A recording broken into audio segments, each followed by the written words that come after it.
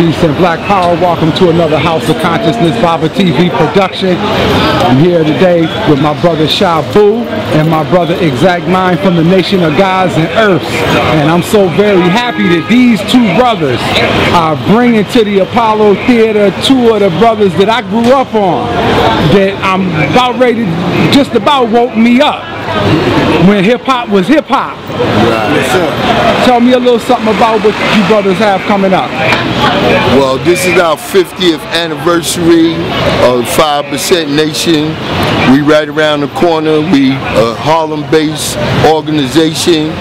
We have also contributed to teaching the community, and we are celebrating, and we want all individuals. We want our Moor brothers, the Nation of Islam, our revolutionary brothers to come out and support us on October the 4th. This is a benefit concert that has conscious rap, because we know that nowadays that the powers that be, they have the counterculture where they talk about our women as, you know, being bees and dogs, and they spread a lot of information that would cause our youth to be led in the wrong direction. And we're about bringing back the consciousness in rap, because like they say, music calms the savage beast. So instead of them putting out music that causes our young to be out of their state of existence as far as being righteous and upright, we want to bring that type of conscious music back to the people and expose them to the foundation in which that music was based on. And that's why we brought RAKIM, Big Daddy Kane, Brand Nubians, and other individuals that was the first ones to bring that type of message, because prior to them coming in existence, we was on these street corners teaching, and they started to put it on wax, and they began to teach the world the consciousness of who we are as original people. So now we bringing that back, and we giving everybody a chance to come out and support us so that we can begin to build as one once again.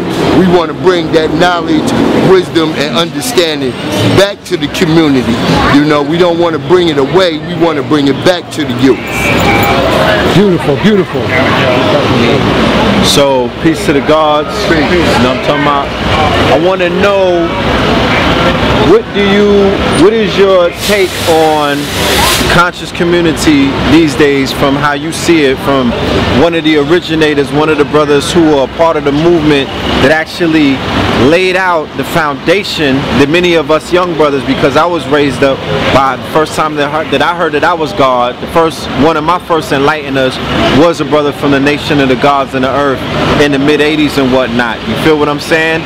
So many of the people that are part of my movement and part of the conscious community, many of my master teachers also were students, and they began as gods and earths and whatnot, and then they went into other schools of thought and knowledge. So from your perception, what would you say is the condition of the community? Do you see it growing? Do you see it evolving? Do you see it in a stagnant state? Well, personally, I see it in a stagnant state, because for one, it's hard for us to come together, because they take different ideologies and philosophies, and instead of bringing us together, they tear us apart. Our biggest problem is with us tearing down one another. We no longer have the love, you know, and the respect for one another, because like we say, knowledge means to look, listen, observe, but also respect. So nowadays in the community, we have no respect anymore. The young don't respect the old don't respect the young. Right. So this is what they want us to do. They want us to stay separated, because as long as we stay separated, his main objective, which has never changed in our community, which is divide and conquer, stays the same. So we are here now to bring that conscious thought back, to bring that reality back. to make it more where we can come together and we can sit down and discuss things and bring about a change amongst each other, where we can economically bring our resources together. Because as you can see in these communities, especially the 5 boroughs of New York City now, they dealing with gentrification, where they're allowing other people to come into our community and buy back our property and everything else and own all the stores and everything, but yet not contribute to a better school system, not contribute to making sure that our youth are nourished properly with the mental foods as well as the physical foods. Beautiful, beautiful, brother. We were having a conversation earlier. We were talking about the power of the street organizations.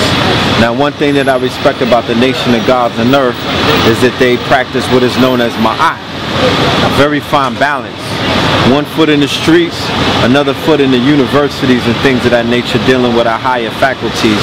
But the brothers were always connected to what was going on in the streets. Anywhere that you go around the United States of America and even abroad, brothers and sisters that are part of street organizations, commonly referred to as gangs, they have a high respect for the brothers that come out of the Nation and Gods and Earth.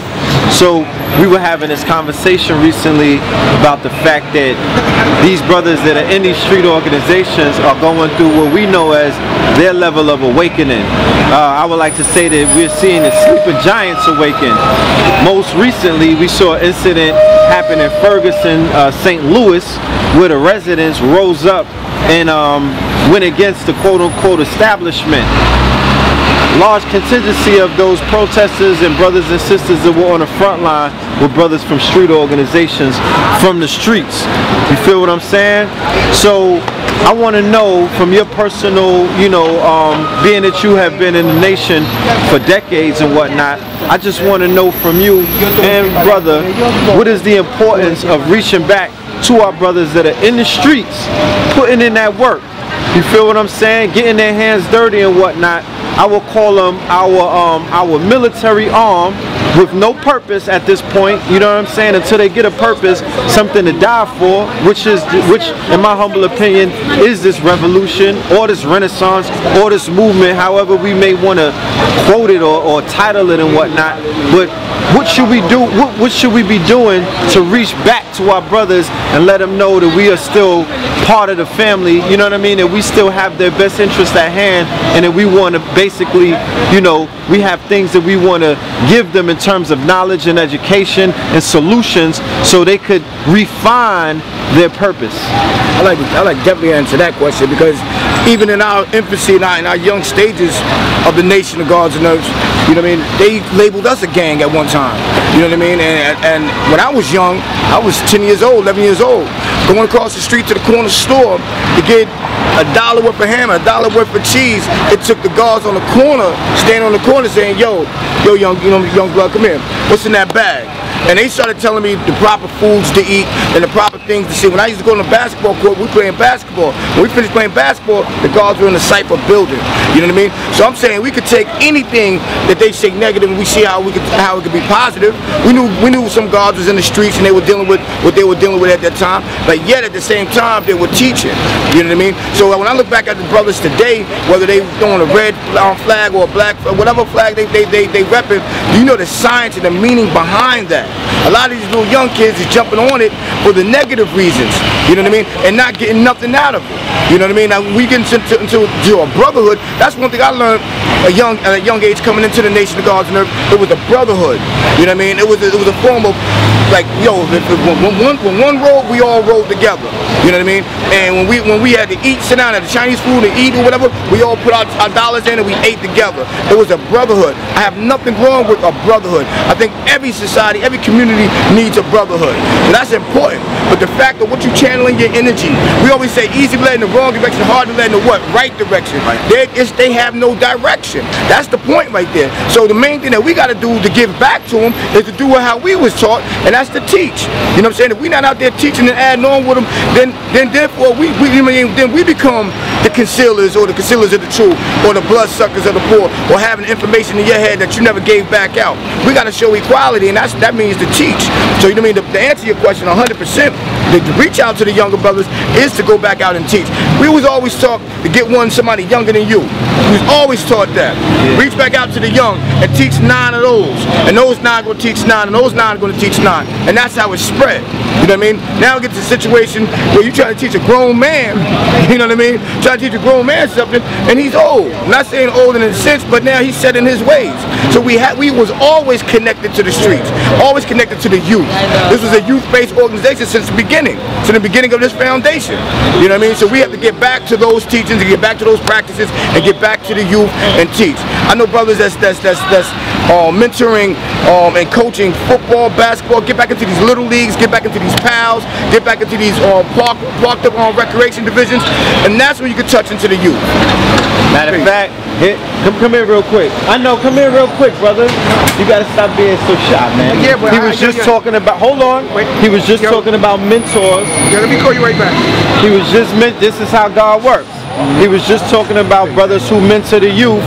This is my brother right here from when I was a young teenager. He's been mentoring the youth in basketball. You know what I'm saying? Just introduce yourself to the family. He's camera shy, you know. I'm coach on, I coach at PSA Cardinals, like we're one of the top teams in the country as far as like a Nike team. We get kids into college, we try to mentor them so they can better themselves as men and carry on and go to the next level, because there's a lot of people that's not really doing what they're supposed to do or saying what they're supposed to do. So you was in Soul in the Hole documentary, right? Yeah. Soul in the Hole, 8 Ball, Rutgers, you name it. My brother right here has been doing this thing, saving lives and improving it at the same time. So I just want to say salute, Brother Sean. What they have to realize, brothers, with the gang mentality right now, gangs was never formed in our community for us to hurt one another. Whether you was on the East Coast or whether you was on the West Coast. Because just like on the West Coast, you had the Salsins, you had those individuals that prior to them taking on the names as Crips or Bloods, they was in the community to protect the community, you know, and enhance the community and make sure that those that didn't look like us, that came from outside our community to harm us, they protected us. So that was the formula for gangs. Just like when we was growing up and we had tomahawks and we had black spades and jolly stompers and savage skulls, and then when we got the knowledge of self, you know, we became civilized, because we say a savage is a person who has lost all knowledge of himself and is living a beast way of life. So anytime that you belong to something that is doing harm to your community, then that is not a part of the foundation in which it was built for. And a lot of young individuals are misled because they jumping into it for the destructive reasons instead of protecting the old or the young. When we was growing up, if somebody old in our community, you know, had their pocketbook snatched or something, it was our, you know, reality to go and retrieve that. If it was a child or somebody being hurt within our community, we policed it our own communities. We made sure that even though things that we may have done that they didn't agree with, no matter how we had to do it to eat or to survive, there were certain laws and there were certain foundations that was not being broken. And this is what we have to get back to, because we are held responsible, especially the black males, the older males. We have to not be afraid of the youth that's out there, because these are the youth that we brought into existence. Once you stop teaching the youth, then they have no sense of direction, and they easily, like the brother said, led in the wrong direction, but hard to be led in the right direction. But we are held accountable for it. So we have to stand up as the older masculine men that been through the penitentiary, the college institutions. Like he said, you know, we had a lesson, you know, who was the 5%, and they say the 5% we found everywhere. We found in the high institutions, we found in the penal institutions, we found all over. So we have to get back to that formula. We have to get back to the formula of saying to our young, look, hold up, my little brother or my younger sister, you doing something that's wrong. Let me show you the right way to do it. Because like they always say, where we come from, you know, that false advertisement of, you know, them putting the title on Africa, and we know that that isn't it, but we know that they made the statement that it takes a village to raise each other, and that was a process, because even when we was young growing up, it wasn't just my mother that would give me a whipping. If I did something wrong, the lady that was in the neighborhood that I grew up amongst, and she caught me doing something wrong, she could whip me, and then she could take me upstairs, and then my mama's gonna whip me too. But nowadays we had kids having kids, and the worst thing that could have ever happened was chemical warfare. And when you had the crack that came into the communities, mothers and fathers no longer became mothers and fathers, so now we have what we call the product of that environment. So these children now, which are the children from that crack environment where they was born and raised and came up without love, without unconditional love and being nurtured, these are the same individuals that are out here nowadays that have no regard for life and will take life because they don't have the love, they don't have the foundation. So we have to go back to showing them what the love is, because a lot of them, they never had that love. So anything that they respond to, they responded to it based on that if they didn't get that love from their very own mother and father, you know what I'm saying, then how could they love anybody else? They never learned to love themselves. So this is what we got to get back to. We got to get back to promoting that we got to love each other. That's why we had the whole 60s movement with the Black Power movement, and black is beautiful, because if we rely on anybody else to teach them who they are, they're not going to teach them who they are. They're going to teach them everything to be other than who they are born righteously to be. We are peaceful people. This is why we was easily able to be enslaved. But now that they remove the physical slave chains, we have the chains of mental slavery. And this mental slavery is far more damaging and controlling than physical slavery could possibly ever be. Beautiful. People don't even realize they're chained up still. I love your hair. There's nothing more to say after that one, family. There you have it. Yeah. October 4th. There you have it, family. The concert of the decade. You feel what I'm saying? Coming live and direct to the Apollo, the 50th anniversary of the Nation of Gods and Earth. RAKIM Allah, Big Daddy Kane, Brand Nubian, and much more. Be in the building, hosted by Erica Badu, Mama. Be in the building, be there, be square, family. You heard it first. You know what I'm talking about? Salute, alright? Peace. Hey.